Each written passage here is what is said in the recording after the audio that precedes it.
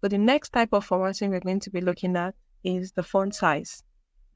We're going to be seeing how you can apply different sizes to your worksheet. Now, to change the font size, simply click on the font size drop-down menu and select the desired size. Note something, that you can apply different attributes to fonts, and this is not limited to only the font size. Now, fonts generally, you can apply different attributes to it. Now, this type of attributes are, you can bold a text or a number, you can italic a number or a text, you can underline, and you can strike through. These are just a few attributes that you can apply to your font. Let's take a look extensively how you can apply these attributes.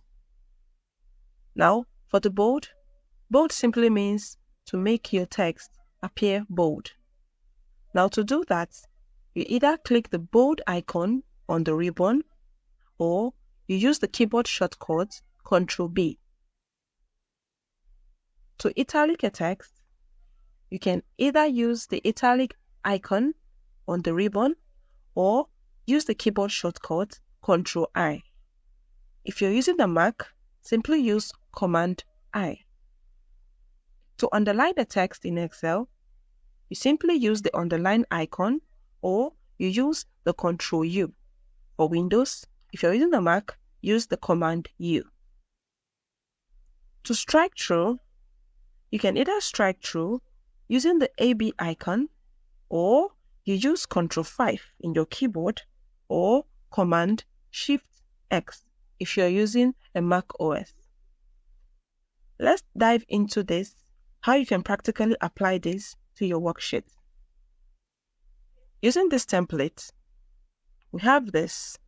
Now, for this one, we're dealing with the font size, and for this, we're dealing with the attributes. So this says we should apply font size 13 to this text. Just as explained earlier, you can simply right-click and choose the font size here, or you go to your ribbon. I always use the ribbon, but whichever one is okay for you, it's fine. Now notice that there is no 13 in this font size. That's because the way it is arranged from Excel is 8, 9, 10, 11, 12, 14, 16. Now after 12, it starts counting in twos. However, since there is no 13, you can simply type 13. Remember what we did in the font name when we were searching for a font name. This way, simply type 13 here. You have it. The font size originally will change to 13 for this particular text. Now the next one says we should apply font size 16 here. Repeat the same process. Just click here and select 16. The next one is 18. Click and you 18. Notice how big it becomes as you increase the font size. The next one says 22. Now you select 22. Now let's look at the font attributes. We're going to bold, we're going to italic, underline, and strike through. To bold, remember the lesson, you can either use the Ctrl+B or you select the bold option here. Now look at what it wrote there. Bold means to make your text bold. Simply click on it. The shortcut also is there, Ctrl+B. Now the next one is italic. I'm going to be using a keyboard shortcut for this one. So Control, I'm using the Windows, so I'm going to be using Ctrl+I.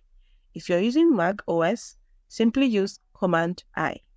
So I'll use Ctrl+I and notice italic.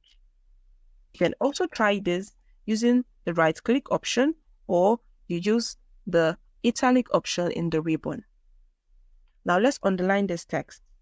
You can use Ctrl+U or you can simply click on the U icon here, underline your text. One thing you should note is the underline has two functions. You have the one underlined and you have the double underline. So when you click on the double underline, it gives two lines under your text. So whichever one you want to use, depending on the context at the time, it's fine. Now for this one, we're going to be using the keyboard shortcut to derive this. Control 5. And here we have it, strike through. Try to practice this. Try to change your text to different types. Try to change your text to different font size and notice the difference. You can also practice the bold, italic, underlined where needed.